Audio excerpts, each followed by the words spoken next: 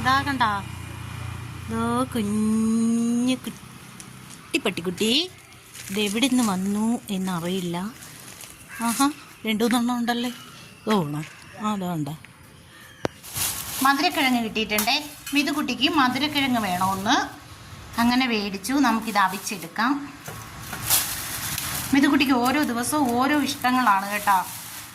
അപ്പോൾ എന്നും ഞാൻ വൈകുന്നേരം ആകുമ്പോൾ ഇന്ന് അവൾക്കിനി ഉണ്ടാക്കണമെന്ന് വിചാരിക്കും. അങ്ങനെ ഞാൻ ഇപ്പോൾ പറയും, മിതു തലേ ദിവസമേ പറഞ്ഞേക്ക് എന്ത് വേണമെന്ന്. കാര്യം ഇല്ലെങ്കിൽ അതിൻ്റെ ടെൻഷനാണ്.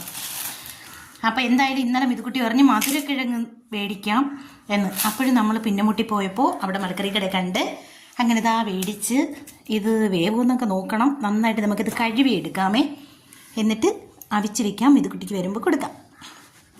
നല്ല കഴുകി വൃത്തിയാക്കി എടുത്തിട്ടുണ്ട്. ഇനി നമുക്കിത് കട്ട് ചെയ്തെടുക്കാം.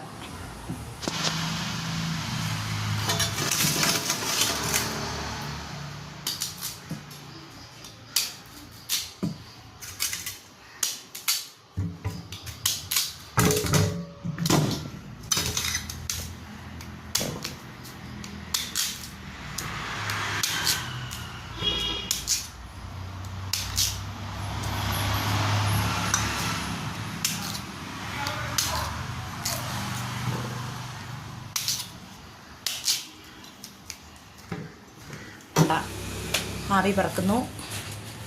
അവിച്ചിട്ട് വെള്ളമൊക്കെ വാർത്ത് ഞാൻ കളഞ്ഞ് നല്ല അടിപൊളിയായിട്ട് വെന്തിട്ടുണ്ട്.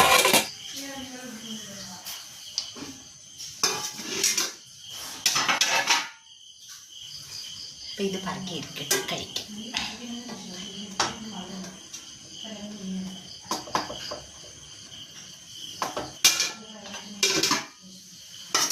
ഇതെങ്ങനെയുണ്ടെന്ന് ഫസ്റ്റ് തൊലിച്ച് നോക്കട്ടെ. ഇതിലൊരു ചെറിയ തൊലി ഇങ്ങനെ വരും കേട്ടോ. ആ തൊലി നമ്മളിത് ഇങ്ങനെ എടുത്ത് കളഞ്ഞിട്ട് വേണം കഴിക്കാൻ.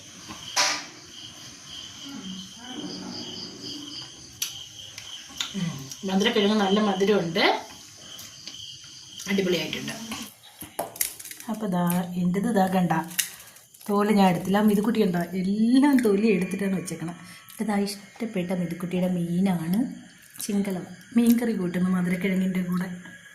മധുരക്കിഴങ്ങ് എങ്ങനെ ഉണ്ടായിരുന്നെന്ന് പറയട്ടെ, കാണിച്ചു തരാം. മധുരക്കിഴങ്ങ് വെച്ച കലം കണ്ട.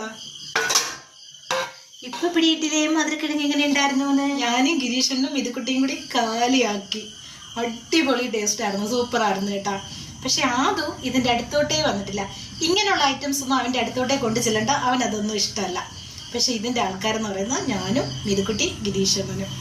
അപ്പം നിങ്ങൾക്കൊക്കെ നിങ്ങളുടെ വീടിൻ്റെ അടുത്തുള്ള കടയിൽ മധുരക്കിഴങ്ങ് കിട്ടുവാണെങ്കിൽ മേടിച്ച് വേവിച്ച് കഴിക്കും. അടിപൊളി ടേസ്റ്റ് ആയിട്ടുണ്ട്. ഭയങ്കര ഹെൽത്തി ഐറ്റംസ് ആണ്. ബാക്കി വിശേഷമായിട്ട് അടുത്ത വീഡിയോ വരാം. Okay, bye, see U.